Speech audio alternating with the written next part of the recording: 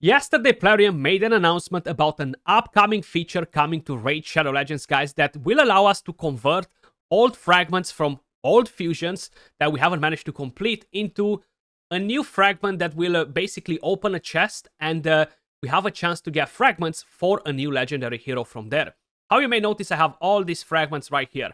Nogorio, Loriaka, Krilla Witcharm, and the rest of them that are just sitting here. Now, I know people ask for a feature where they can farm the rest of the fragments in a way or another so they can complete the fusion.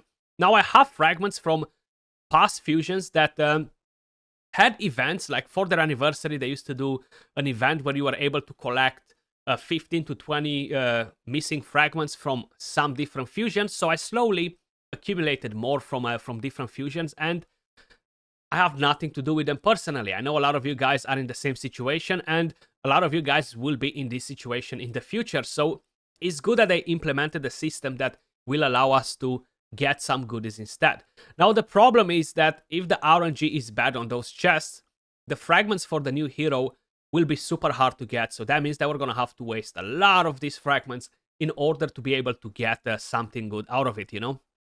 But leaving this on the side, guys, for the moment, we don't really have much information about that. And this patch is meant to come next week with the major update that they're planning to release for this month, you know, and quite a few different things coming in that update, so stay tuned for it. But let's actually have a quick look at the champion and let me know what you guys think. She is a Sacred Order champion. She looks pretty awesome, and for my surprise, she is not trash, guys. She's actually a very solid champion, and I'm definitely looking forward to take her out for a spin, you know. But let's actually have a look at the kit and see how good she is, guys. Highmother mod. She does look pretty awesome. She is Force Affinity, guys. Of course, a support champion, how I mentioned, from the Sacred Order. Now, she will be pretty useful in Hydra. She will be pretty useful in Arena. And I'll be very honest, she will be very useful for a lot of people out there, and great for a PvE content too. So with the A1, attacks an enemy, has a 50% chance of placing a decreased attack debuff for 2 turns. Also, has a 100% chance fully booked of placing a 50% increased attack buff on the ally with the highest attack for 1 turn. Then you have the A2, has a 75% chance fully booked will be a 100% chance of decreasing the duration of all enemy buffs by 2 turns. Then increases the duration of all ally buffs by 1 turn. Also heals all allies by 20% of this champion's max HP, which is massive because if you build her with a lot of HP, assuming that she won't have trash stats, right? She's a legendary hero. I feel like you're gonna be able to get a massive heal for a lot of your teams. So that makes her a very good support champion. Think about Godseeker and Eri with her A2, but much better, you know. And yes, decreasing the duration of cooldowns on enemies by 2 turns for Arena is massive because this will not get you polymorphed, guys, okay? So that's another thing to keep in mind. And on top of it, getting the healing next to it is such a good thing. This will be on a 3-turn cooldown. This will be great for clan boss as well, honestly. This will be great for clan boss too if you need some help in there to increase the duration of buffs, you know. She can remove the increased attack from the boss too. Then you have the A3, Psalm of Revival. And this will be on a 4-turn cooldown fully booked. Revives all dead allies with 50% HP and 50% turn meter. This already is a solid revive. If an ally's defense is equal to or higher than their attack, places an increased defense buff on them for 2 turns. If an ally's attack is higher than their defense, places a 50% increased attack buff on them for 2 turns instead. So if you have nukers in the team, they will get increased attack. The rest of the tankier champions, they will get increased defense. So if you have defense nukers, you're going to give them increased defense when you revive. Now, one thing that I'm not certain yet, guys, I don't know if she will use this skill if you have no dead allies. I don't know if she will buff them. For example, like Mighty Uko does, or there are quite a few different champions that use the revive skill regardless. Or Ursula the Mourner is a very good example too. If she does that, in a way, it's good because you can buff your team. In a way, it's not that great, you know. But either way, it's definitely not a bad revive skill, you know.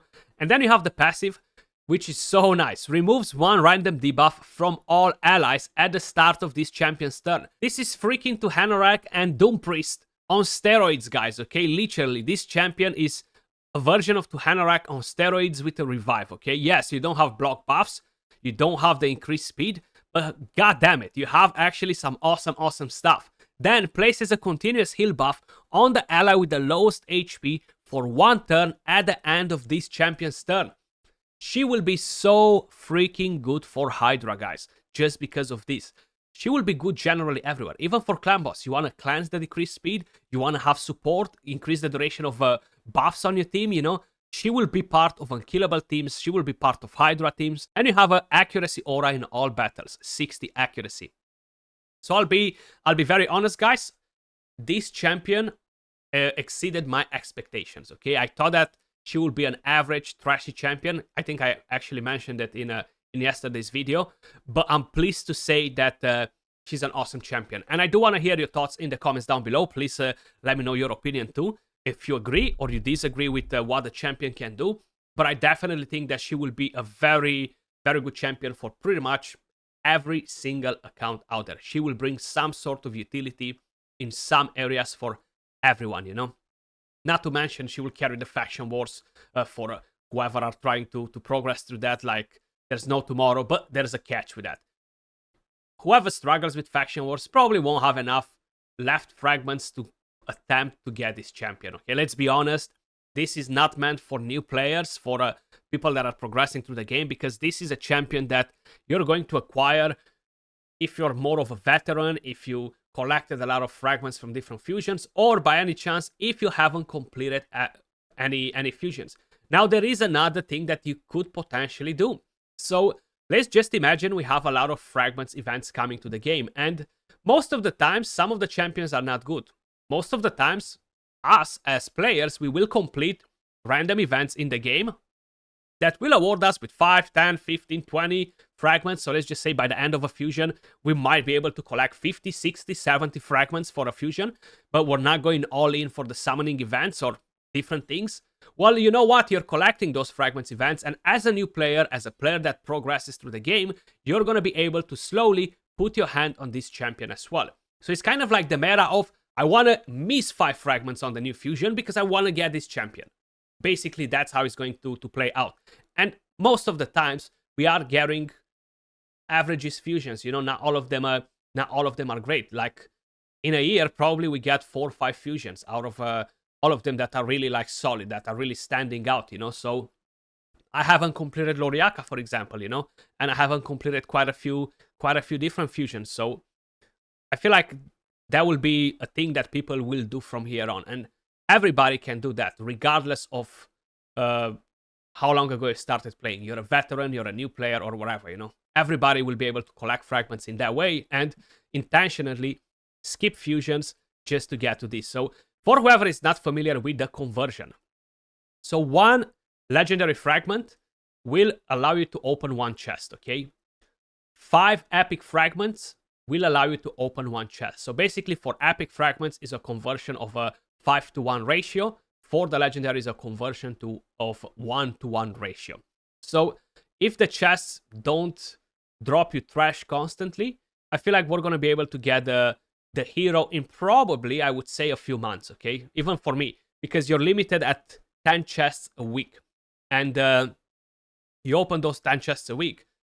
If you're very unlucky and you get no fragments, it might even be a year for people. I don't know. I don't know about the drop rate yet. Nobody knows, and probably we're not going to find that out because that information is not being shared on the public side of the client, you know. So that's actually hidden in their own codings for all of the new chests and everything else that gets added to the game, you know. So I'm not sure what to tell you about that. Hopefully, it's not going to be too bad, and 2, 3, 4 months we're going to be able to acquire the champion. But this is basically another carrot that we got to chase now, and we can use the fragments from trash champions on a good legendary hero. She's actually very solid. I'm a big fan of the champion.